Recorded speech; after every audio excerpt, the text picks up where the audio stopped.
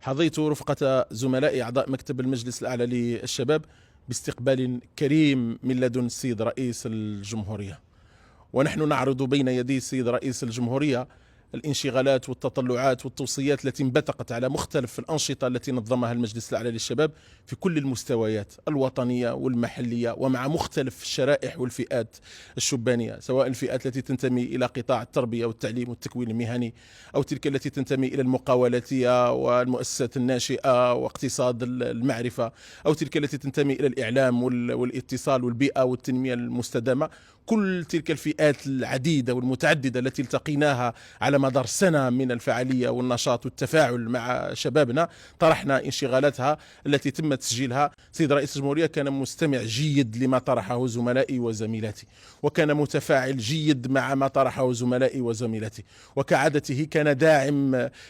قوي للشباب الجزائري ليكون جزءا فاعلا من الديناميكية الوطنية التي تشهدها الجزائر. خطاب السيد رئيس الجمهورية وحواره معنا شهد مستوى عالي من المسؤولية والصراحة والشفافية والوضوح لما يمكن تحقيقه اليوم وما يمكن تحقيقه غدا، ولكن ما التمسناه دائما وأبدا هو ذلك الصدق اللامتناهي للسيد رئيس الجمهورية في مخاطبة شبابنا وإيمانه لا منتهي بقدرات شبابنا الجزائري. أكدنا للسيد رئيس الجمهورية انخراطنا في المساعي الوطنية الرامية إلى تعزيز اللحمة الوطنية وتعزيز النسيج الوطني والرفع من وعينا كطبقة شبانية لنتناغم مع الجهود التي تبذلها السلطات العمومية لتقطع الجزائر إن شاء الله الأشواط نحو التقدم والازدهار، ولنواجه كافة المؤامرات التي تحاك للجزائر المنتصرة بحول الله تعالى وقوته. شبابنا والسيد رئيس الجمهورية كان لقاء جد ثري ومتنوع، وسنعمل في الأيام المقبلة بحول الله تعالى وقوته على تجسيد مختلف التوصيات التي وافق عليها السيد رئيس الجمهورية مع مختلف القطاعات الحكومية والهيئات ذات الصلة بحول الله تعالى، ليلمس شبابنا تجسيد تطلعاته في كثير من المجالات التي يمكن تجسيدها اليوم بإذن الله تعالى وقوته. إذن هو نهج الجزائر الجديدة ونهج الجزائر المنتصرة الذي نعمل من خلاله تحت قيادة السيد رئيس الجمهورية الرشيدة على تعزيز أواصر التواصل والحوار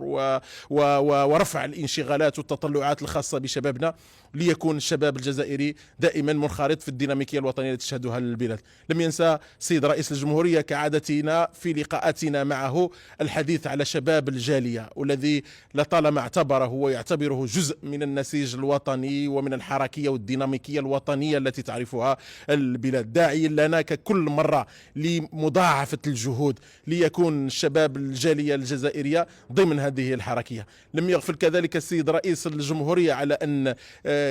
يبارك الجهود التي يبذلها المجلس الأعلى للشباب في إطار الانفتاح على محيطه الإقليمي الإفريقي من خلال مختلف المساعي والجهود التي تبذل في هذا المجال، داعي لنا لنواصل العمل أكثر للتواصل مع الشباب الإفريقي والشباب العربي والانفتاح على مختلف التجارب ودعوة الشباب العربي والإفريقي لزيارة الجزائر وللاطلاع على ما تكتنزه الجزائر من قدرات ومن إمكانيات كبيرة. إذن كان لقاء ثري، كان لقاء متنوع، شكل